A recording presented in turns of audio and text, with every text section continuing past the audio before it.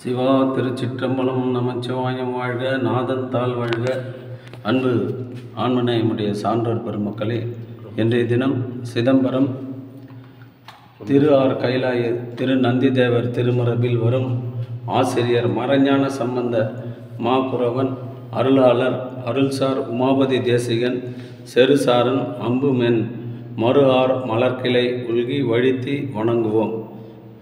திருக்கைலாய பரம்பரை மெய்கண்ட சந்தானம் திருவண்ணாமலை துறையூர் தில்லை திருமுதுகுன்றம் அருள்மிகு குமாரதேவர் திருமடத்தின் வீரசைவ சிம்மாசன பதியாகிய 24ஆம் பட்டம் குருமகா சன்னிதானம் சீர்வளர்ச்சி ரத்தன வேலாயுத சிவபிரகாச பரமாச்சாரிய சுவாமிகள் திரு தில்லை சிவகாம சுந்தரி சமோதய நடராஜ பெருமனையும் உமாபதி சிவத்தையும் கொற்றவன் குடி உமாபதி சிவம் குரு பூஜையின் போது கட்டிய இந்த ஆலயத்தில் இப்போது கலம்பூர் சமரச சுத்த சன்மார்க்க சத்திய சங்க நிர்வாகிகள் இருக்கின்றனர். கொடிக்கவி தோன்றிய வரலாறு. சிதம்பரம் அருள்மிகு நடராஜ பெருமான் திருக்கோவிலில் மார்கழி திருவாதிரை திருவிழாவில் முதல் நாளில் கொடியேற்றுவது வழக்கம். அருள்மிகு உமாபதி சிவாச்சாரியார் தமது குருவான மறைஞான சம்பந்தரின் சேட பிரசாதத்தை ஏற்றுக்கொண்டமையால் அவரை திருக்கோயிலில் முறையிலிருந்து நீக்கிவிட்டனர். அதனால் வேறொருவரை கொண்டு கொடியேற்ற முற்பட்டனர். கொடி உயிரை ஏறவில்லை. மக்கள் துயரத்தோடு இறைவனிடம் முறையிட்டனர். அப்போது யாம் இங்கில்லை, உமாபதி சிவத்தின் பூசை பெட்டகத்தில் எழுந்தருளி இருக்கின்றோம் என அசனி கேட்டது. உடனே எல்லோரும் அவரை அழைத்து வர கொற்றவன்குடியில் உள்ள இந்த திருமணத்திற்கு வந்தனர். செய்திகளை சுவாமிகளிடம் தெரிவித்தனர். சுவாமிகள் பூசை பெட்டகத்தை பல்லக்கில் வைத்து திருவடி நிலம் தோய சீடர்களுடன் திருக்கையில கோவிலுக்கு எழுந்தருளினார்கள். ஆனந்த நடராஜ பெருமானை வழிபட்டு கொடிமரத்திற்கே நின்று கொடிக்கவியை பாடி அருளினார்கள். சித்தாந்த கருத்துக்களை விலக்கி பாடல்கள் இக்கொடிக்கவியாகும்.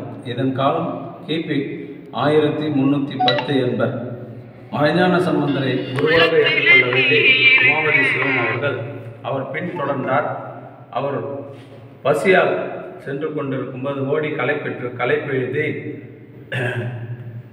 செங்குந்த மரபினர் தரீர் நெய்கின்ற இடத்திலே கூழ் வாங்கி குடித்தார். அந்த கூழ் முழங்கையின் வழியாக ஒழுவி வருவதை உமாபதி சிவம் அருந்தியதால் அன்றைக்கு இருந்த சிவாச்சாரியர்கள் அவர்கள் சிவ மரபில் இருந்த ஐயாவை உமாபதி சிவ ஐயாவை நீக்கினார்கள். பிறகு ஆணி திருவாதிரையின் போது கொடியேற்றுவதற்காக வேறொருவரை வைத்து கொடியேற்றினார்கள். கொடி ஏறவில்லை. அப்பொழுது ஆனந்த நடராஜ பெருமான், நான் இங்கில்லை, உமாபதி சிவத்தினுடைய பூசை பெட்டகத்தில் இருக்கின்றேன், அவரை அழைத்து வந்து கொடியேற்றினால்தான் ஏறுவேன் என்று சொன்னார்கள்.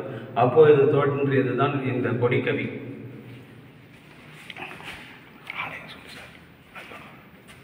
ஒலிக்கும் இந்த ஆலயம் உமாபதி சிவாச்சாரியர் சுவாமிகள் ஆலயம். சந்தான புறவர்கள் ஆல்வரை